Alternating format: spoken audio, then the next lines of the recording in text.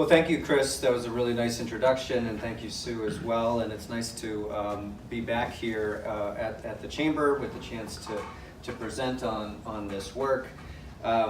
As Chris mentioned, central to what I'm going to present is the work of this focus group that was organized by the Chamber. Like Chris, I want to specifically acknowledge Matthew Osborne from Eastern Bank.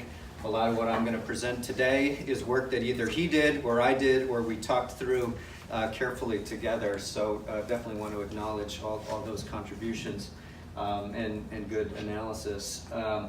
You know, we spent a fair amount of time looking, as Chris said, both at the purchase and sale agreement itself, learning a lot from the city, which was in the trenches on negotiating that purchase and sale. So there's an incredible amount of information that the city and the CFO, Jay Condon, has.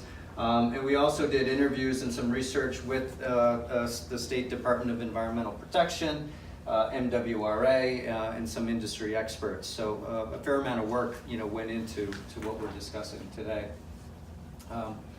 As an overview, and some of this will be very familiar to many of you, but to some might be, less detailed knowledge coming in. Brockton is under an administrative consent decree, in essence a mandate from the state to have a secondary water supply source in addition to Silver Lake. Brockton, a little ways back in 2002, signed a 20-year lease agreement with Aquaria for the desalination facility in Dighton along the Taunton River. That facility was constructed, permitted, etc., and opened around 2008. And so the 20-year lease runs from 2008 to 2028 with different 5-year extension options beyond that point. And the payment system, there's two parts to it. One is an annual fixed fee, and then there's a variable fee depending on how much water Brockton actually uses from that plant. The capacity is currently up to 5 million gallons a day. That's the MGD there, with 4 of those reserved for Brockton, so that Aquaria can't so that Brockton has first right to the 4 MGD. Theoretically could sell to other communities as well. We can talk more about that later. The site could be expanded to 10 MGD if there was the demand and the reason to go to that level. Contrary to some general sense, I think there is actual usage from that desalination plant. It's occasional. It's not at the level that maybe was anticipated in earlier drought time when this came along, but there is actual usage happening on an occasional basis.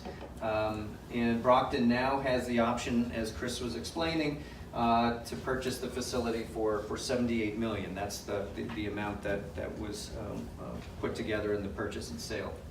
I'm going to keep going, and then we're going to have lots of chance for questions, but if there's something that needs to be clarified as I go, please jump in. So decision options. So of course the city could continue with the existing contract with Aquaria.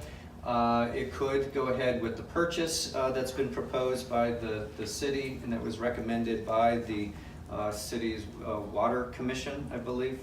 And then it could also pursue over time an alternative secondary water source from the MWRA. We'll talk about all 3 of those.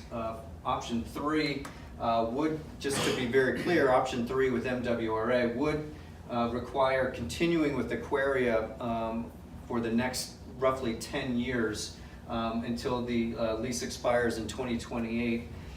The focus thus will be on the purchase option number 2 versus continuing with the existing lease, but we will discuss the MWRA option, which has a lot of costs and uncertainty to it, as you'll see. So in terms of continuing with the existing lease, like I said, it would run through 2028 with the intention, actually a requirement if you went this route, of extending that lease. And a key component is what the actual costs will be in 2029 and beyond. And so what that means is that you have a set of costs that the city pays regardless of how much water it takes. That amount is give or take $7 million. It's actually projected to rise over time through 2028. And what is negotiated as an extension is a critical piece of whether or not it makes sense for the city to purchase or simply extend. And I'll show you some numbers on that in a minute. The purchase option, $78 million financed. The city would finance through a 20-year general obligation bond. And a key component of the purchase option is really understanding the operating costs of the facility and what the operating cost would be if it was used, at higher levels than it has been so far. So just a few notes on the purchase agreement. I've said it already twice, I'll say it again. I guess 78 million was the number. That purchase and sale agreement was to be completed. Today's the last day of January, it's supposed to be completed in January. So that has actually run out, but we think that there's reason, we have reason to think that both the city and Aquaria would reopen those negotiations if the city, truly did have an interest in buying. And so, I think the while technically that agreement, ended for the purchase and sale, it certainly could be reopened, and there's no reason that it couldn't be reopened in that regard. Aquaria would operate the facility for an entire year following the purchase, so Aquaria is not going to just run out of town the second the deal goes through. They have a requirement to actually operate, which is a protection for the city. There's some other protections here related to settling claims and an escrow amount for certain capital projects like a filter replacement that were also negotiated to help protect the city as it transitions from Aquaria ownership to city. Yes, the Brockton's Water Commission and the CFO have both recommended this purchase to the City Council. So in terms of the analysis, and if you have the presentation handout, you'll see there's lots of numbers. We're not going to look at every one by any means, but there's lots of numbers that went into this. And we have focused on 20 years because that's that's how long the bond would take to pay back. And then we've split it up between years 1 to 10 and 11 to 20. There's more known costs, more quantifiable costs in the first 10 years. This next 10 years, there's more assumptions that have to go into that regarding some of the costs in either option.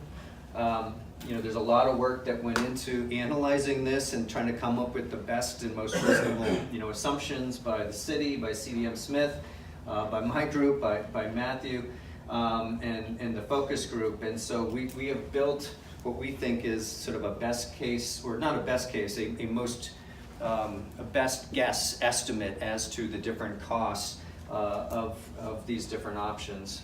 And we do think that the analysis supports the purchase of the desalination facility by the city. There are some key uncertainties of the analysis, related to future operating costs and reinvestment costs. But I think all in all, when you look at the analysis as well as the value of the facility beyond that 20-year bond, there's a lot of reason to think that it makes sense for the city to do the purchase. So I gave you the sort of end result first, and now we'll show the analysis. So this is the first 10 years, and what I'll do is show the city did a lot of analysis. We then made some adjustments to that. So the first set will be what the city put forward to begin with. On the left-hand side, those are the costs related to the lease. The right-hand side are the costs related to owning the facility, and then down here, this is the summary totals. So you can see the lease option, the own option, and then the savings. And so this is both in total dollars and then the present value. And so in both of these cases, and this is we're estimating in the first 10 years about $10 to $11 million worth of savings. So that's about $1 million per year in savings, which is not which is a considerable amount for the city. You can see up here some of the different elements. If you owned it, you've got the bond payback. There's some fixed operating costs. There's some property taxes to Dighton that have to be paid, and then total cost, and then this is the discounting mechanism.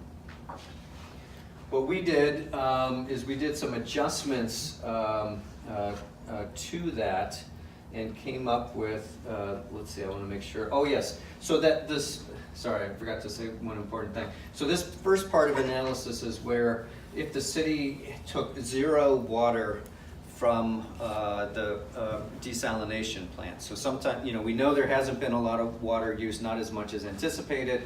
So like on a worst case scenario, if you use zero water, these are the results, okay? If you used what the city and CDM Smith and others have been projecting, which is approximately 2 MGD, so 2 million gallons per day over the course of the year. This is how the analysis changes. Your operating costs increase in this case because you're drawing water. But the bottom line is that the savings to the city is very similar. In this case, a little bit higher savings, over 12 in total under this, if you're using 2 MGD per day from the facility.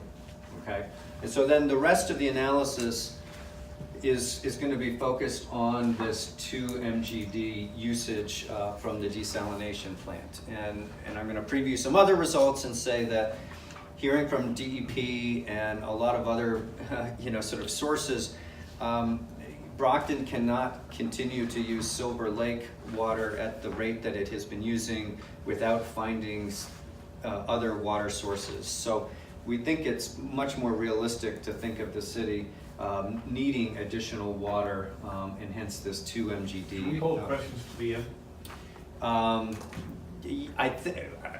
Yeah. What should we do that? I'll make a note so I don't forget. And I'll keep us moving, and we'll have plenty of time for questions.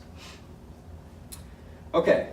So then, using again the same 2 million gallons per day assumption, the first 10 years. We made some adjustments to the city analysis, which actually lower the savings. It's still positive at $5 to $6 million a year. And the big things that we did is we brought in an operating cost contingency. So increased the cost with some of the unknowns about operating the facility. And we also increased, based on some research that Matthew and others had done, what we think is a more realistic level of taxes. And so when you make those adjustments, you still have the savings in these first 10 years, but instead of being 10 to 12 million, it's in the $5 to $6 million dollar range, okay? So that's the first 10 years. We have a much better sense in this time period what these fixed fees are going to be, because that's essentially been negotiated already with Aquaria. You can see that it's over 7 million and rising to 8, almost 9 million towards the end there. Going beyond the current lease, where you go into the extensions, that's where some of the uncertainties pop up, and so we'll talk through those now. So first, this is again the city projections, still using 2 MGD of water. You can see the years have now changed to 2029 to 2038, and there are some different costs that go into this. But what you'll notice right off the bat is in that total fixed fee, where I was showing it at 8.8 million near the end of the life. The city, using pretty conservative assumptions, took in or estimated a fixed fee that was in the 5 to 6 million range. So it would actually go down in the future under this particular analysis, which is a key aspect of the findings. So when you still got the bond to pay off, that's what these numbers are. You have variable costs and fixed operating and the taxes still and the contingency, and when you add this all up, you actually in years 11 to 20 see the costs of owning higher than the lease under that particular set of assumptions. Oops, sorry, I went to the wrong way. But in the city's analysis, you can see that the total is positive over this 20-year time frame. When you add up, combine the 1 to 10 and the 11 to 20, it's still positive. So now, when you go to our adjustments, which primarily added in a $15 million reinvestment by the city in the facility. So in essence, you run the facility for 10 years. We thought that to be balanced, we needed to assume a $15 million reinvestment that the city would make after 10 years. When you add that in, that increases the bond, this bond payback right here. And so at this point, the numbers actually look worse because you go from the savings, the costs are actually higher, and then if all these assumptions held, it would actually, you would actually have a negative savings. However, and this is the official language from the contract, from the lease. There's language about how the fixed fees would be determined, how much the city would be charged by Aquaria in future lease extensions. Okay. And I'm not an expert on all the language here, but it has to reflect all these different factors related to additional capital improvement needs and other things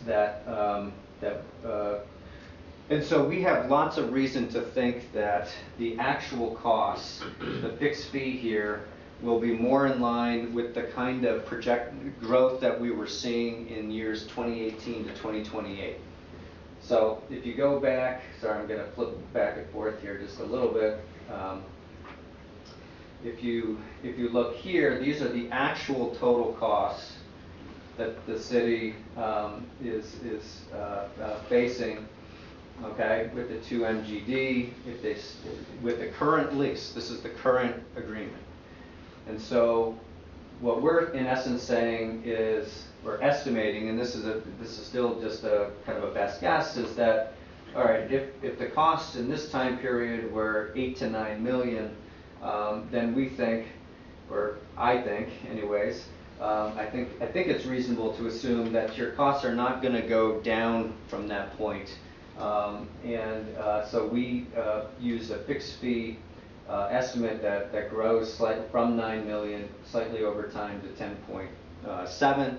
And when you do that, when you use that level of fixed fee, it's such an important assumption, because what happens is that the years 11 to 20 that we were looking at before, which were negative, actually turn into a savings now under the ownership scenario. And so your total savings then are added between 1 to 10 and 11 to 20. And here they're, depending on how you look at it, total or present value, 7.6 million to 10 million. I'm saying a lot here, but what I want to add on this slide is that the bond at 2038 is then paid off.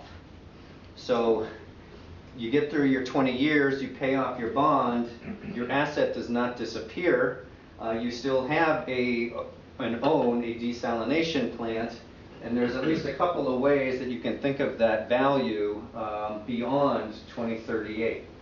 And so, this analysis here does not include a residual value. CDM Smith, the consultant for the city, estimated that could be anywhere between 9 to 19 million, depending on different assumptions. I use just conservatively 9 and a present value, and that would be a $16.5 million savings for the city. Another way to think of it is if you simply extended the analysis another 5 years. The plant doesn't disappear, you still need a water supply source.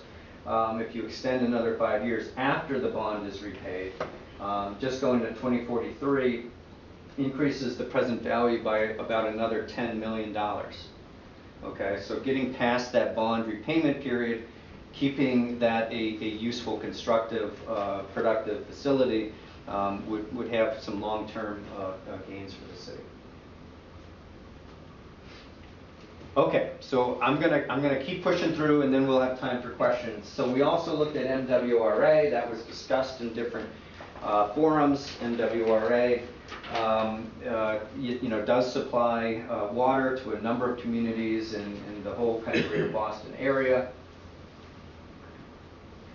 We spoke with people with MWRA. We got research on the cost that it would take to actually become a member. It looks like it is possible. Like, there's some language that says, well, if you already have a viable secondary water supply source, you can't just abandon it. There's some evidence to think that if you had, like Reading, Mass did, if this was a lower cost and better environmental option, you could potentially go this route. So Brockton would be abandoning it. Excuse me. This would require a lot of work to get up to this point. You'd have to go through an environmental impact report. MWRA, we think, does have some capacity, but we also know there's a number of communities right now vying for that capacity, including Union Point and Weymouth, which I think has actually committed to becoming an MWRA member at this point. That's a major redevelopment project plan. And keep in mind that the earliest that this could happen would be 2028, given the current Aquaria agreement. Okay, so just so that it's sort of laid out, it's important to understand what the different cost elements are if Brockton was to join MWRA. So there's 4 key categories of cost. The first is an entrance fee. Second is permitting, to actually, because you have to build and extend different connection pipes. Third would be the connection cost, which the connection cost sounds simple, but that's the actual construction. And then let's see, I said 4, there's 5.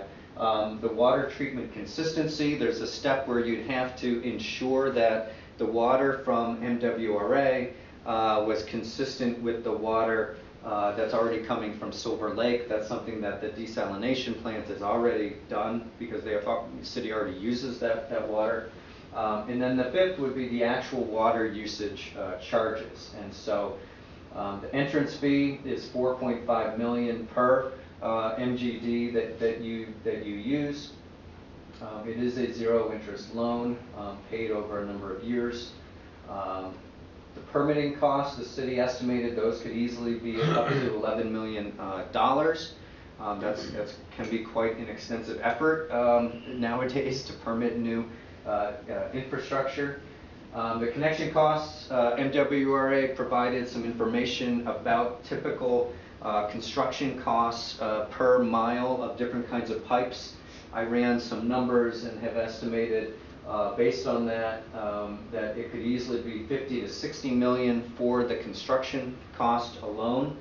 That would certainly require a new engineering study to determine the most appropriate design for that. And then there are the actual usage fees, which, let's see, if Brockton used 2 MGD annually, that's about $2.6 million per year.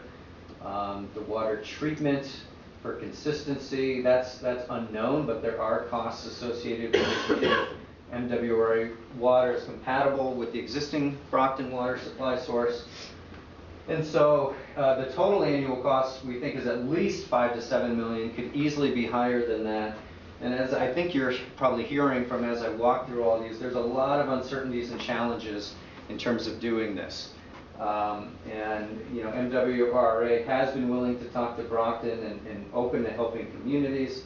There would be a need for some regional coordination, given the other communities looking to join MWRA. Just to review some of the context and considerations, Brockton must have a secondary water source. That is not, in question. And discussions with state officials make it very clear that Brockton is drawing too much from Silver Lake today, and will need to start using more water from Aquaria in the near term, regardless of what choice is made here.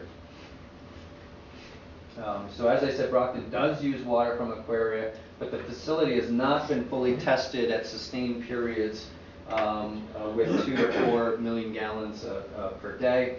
So that does, to some extent, limit some understanding of the operating costs and equipment sustainability. Let's see. Oh, the purchase option, that was, as I said, through, it was to be completed in this month. Should be options to develop a new purchase and sale agreement. Bond interest rates are still relatively low compared to historical rates, so it's still not a bad time to borrow and invest in long-term infrastructure assets.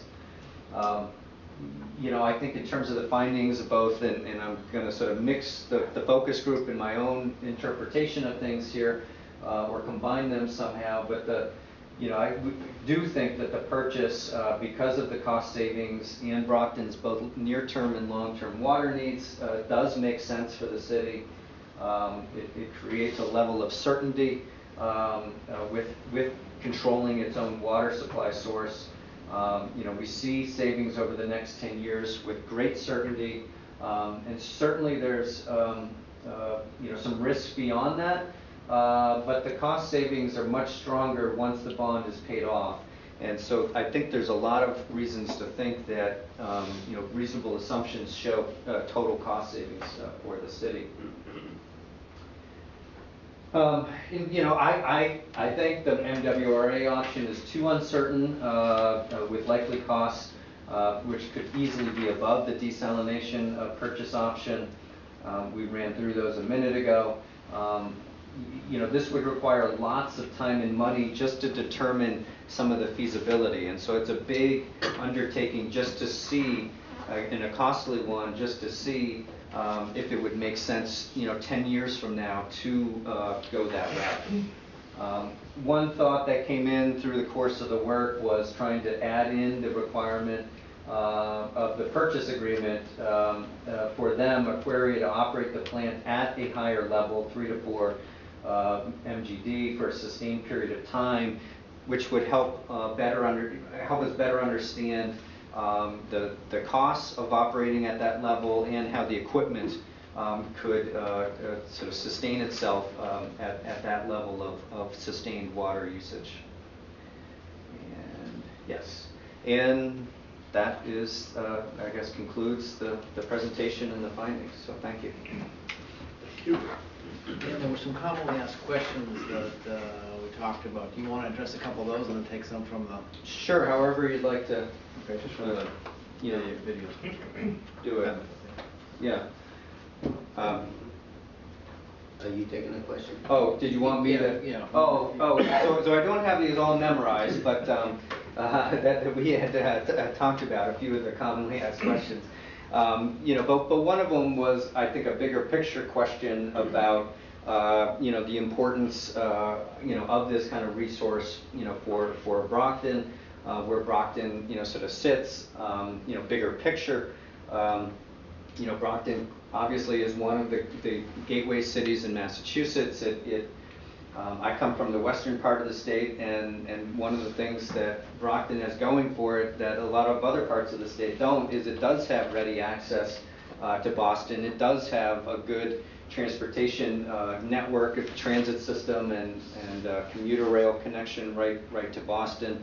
Moving forward, there are some fundamental foundational things that the city needs to ensure it has right if it wants to see better success. One of those is, continuing to maintain and enhance its school system. That's an important thing, in any location.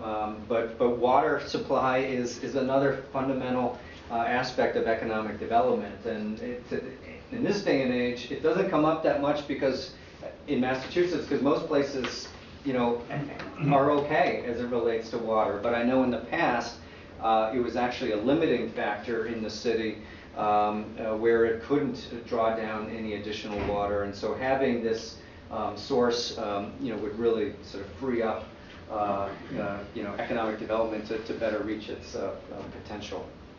I know another question that we thought about was like, what are the risks of doing nothing? If the city, was just going to, not go that status quo route. And you sort of, you see it here where if it does this status quo, it's going to continue to pay. It will actually I think in every likelihood be using that desalination plant, but on a lease agreement.